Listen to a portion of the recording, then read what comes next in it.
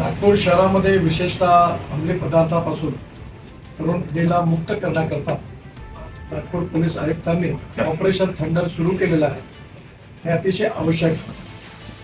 आपल्या इथे अवैध मार्गाने अशा प्रकारच्या वेगवेगळ्या नशा करणारे जे काही पदार्थ आहेत ते आणून आपल्या तरुण पिढीला उद्ध्वस्त करण्याचा प्रयत्न होतो.